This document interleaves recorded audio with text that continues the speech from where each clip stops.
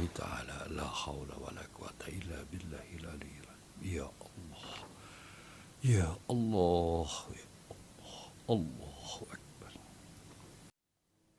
Guru dan pendidikan serta pengetahuan.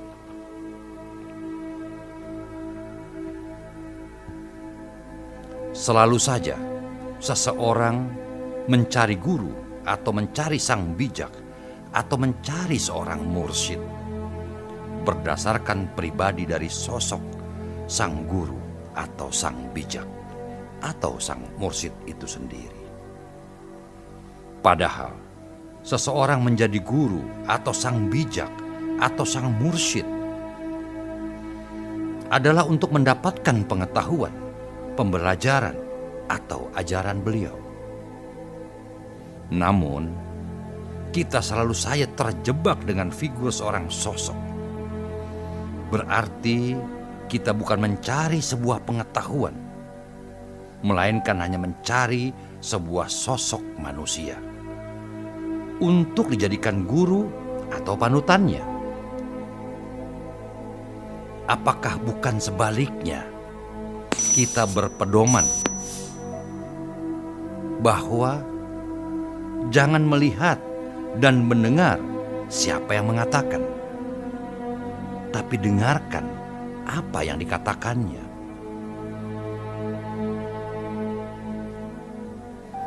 Sebagai contoh, seorang guru matematika yang memiliki pengetahuan yang hebat dalam bidangnya, namun pribadi dan sikapnya tampak dan selalu menyebalkan, maka sang murid akan berkata, "Wah, si guru menyebalkan datang lagi." Seorang murid langsung berkata dan mengambil sikap, "Malas untuk mengikuti pelajarannya." Inilah bila seorang murid yang masih anak-anak atau remaja. Mereka memang bukan ingin mencari pengetahuan, melainkan mereka memang sedang mencari seorang sosok untuk kecocokan dan kesenangan serta ketenangan dalam pikiran dan hatinya.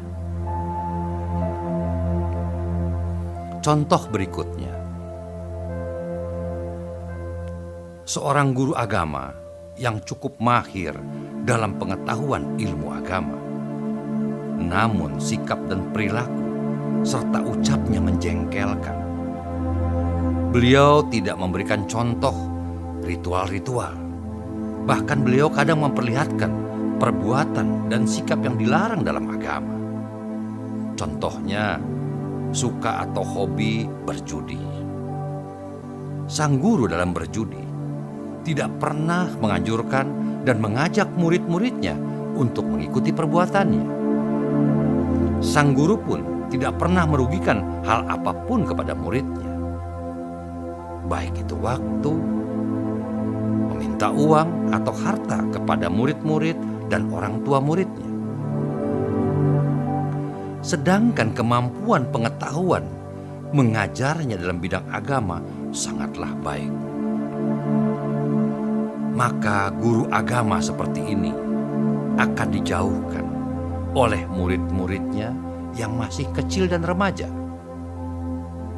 Bahkan orang tua sang murid pun akan melarang anak-anaknya belajar pengetahuan agama kepada guru tersebut.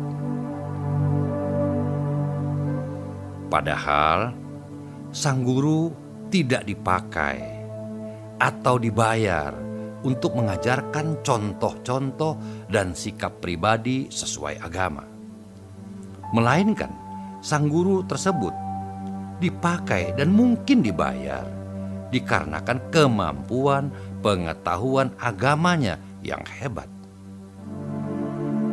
Nah, lagi-lagi kita yang sudah dewasa pun akan terjebak dan terperangkap dalam niat dan keinginan itu sendiri. Kita selalu melupakan tujuan awal dan selalu saja terkecoh dengan sikap dan penampilan seseorang atau sesuatunya. di mana tujuan awal adalah mencari pengetahuan agama dari seseorang. Bukan untuk mencari pengetahuan tentang contoh-contoh kepribadian atau mencari contoh tentang sikap dan perilaku dari seorang sosok guru agama.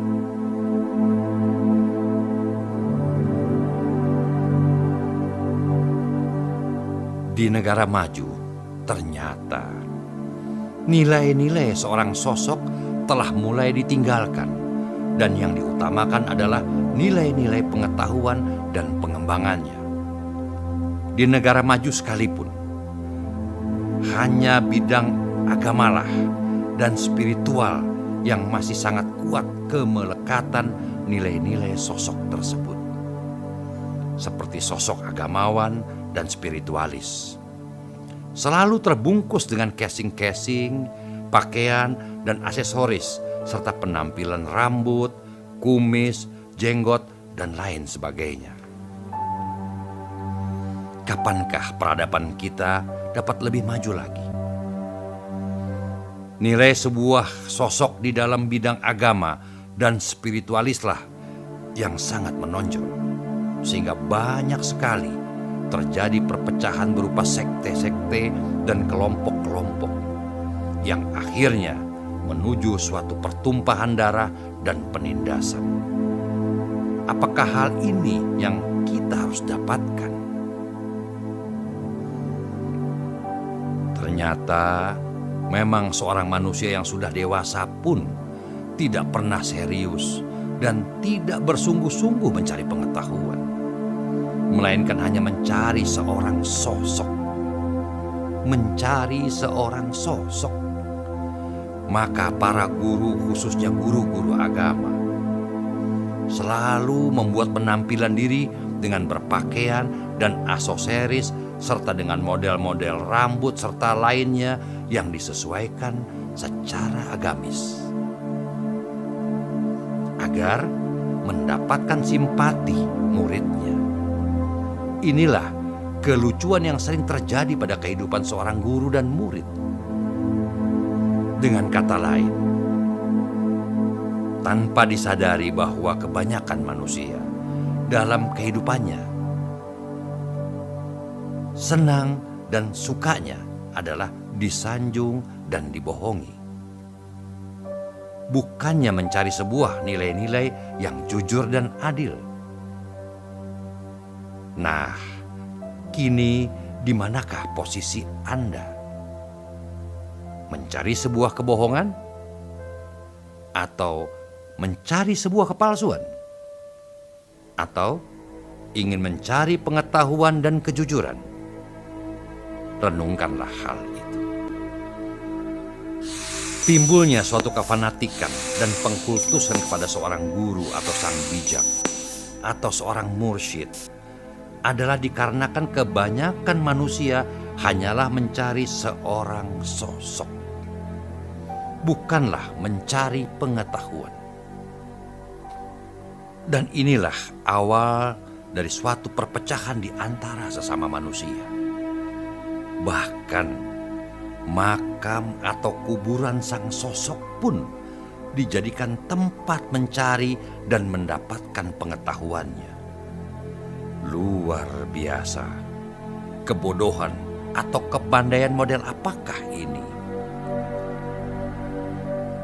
Bayangkan, masih banyak di dunia ini seorang guru, mursyid, sang bijak di zaman lampau yang telah tiada atau telah wafat, masih dicari-cari dan dijambangi atau didatangi oleh manusia-manusia pencari pengetahuan.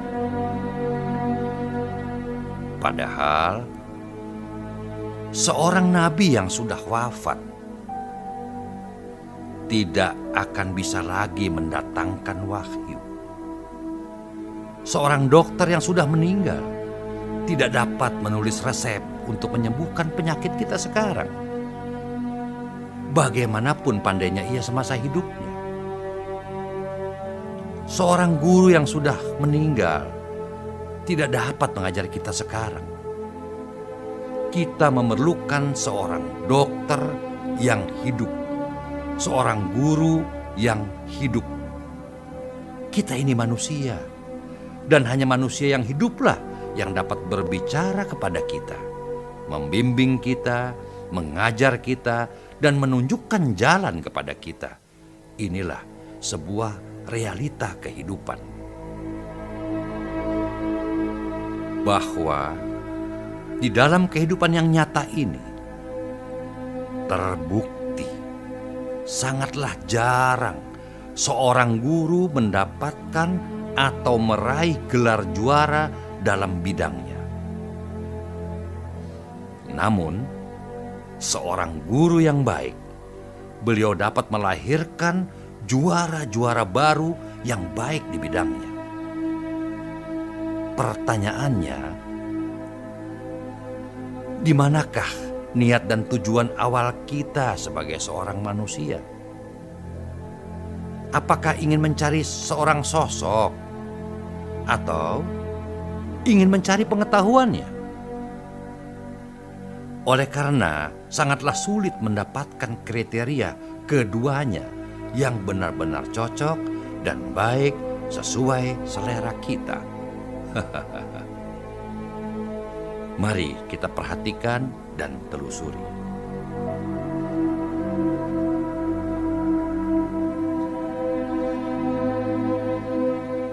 Pengetahuan bisa didapat hanya dengan sebuah dedikasi. Kita semua tahu itu. Tapi apakah itu dedikasi? Dedikasi adalah sebuah pengorbanan tenaga, pikiran, dan waktu demi keberhasilan suatu usaha yang mempunyai tujuan yang mulia. Atau juga dapat diartikan pengabdian untuk melaksanakan cita-cita yang luhur dan diperlukan adanya sebuah keyakinan yang teguh. Maka, apa hal terpenting dari dedikasi itu? Pernahkah kita memikirkannya? Pikiran manusia selalu menghadapi masalah dalam proses mendapatkan pengetahuan. Kadang ada seorang murid yang iri pada murid yang lain. Kadang ada murid yang meragukan apa yang telah diajarkan. Kadang hukuman yang diberikan gurunya membuat pikirannya menjadi sangat marah. Tidak. Tapi bukankah itu yang terjadi? Beberapa pikiran bisa mengacaukan pikiran kita. Dan dalam keadaan pikiran kita yang tidak stabil, maka kita tidak akan bisa mendapatkan pengetahuan apapun. Sebuah pikiran hanya bisa menjadi stabil dengan sebuah dedikasi. Dan dedikasi menghancurkan arogansi pada para manusia. Juga bisa menghilangkan perasaan iri hati dan ambisi yang menyiksa.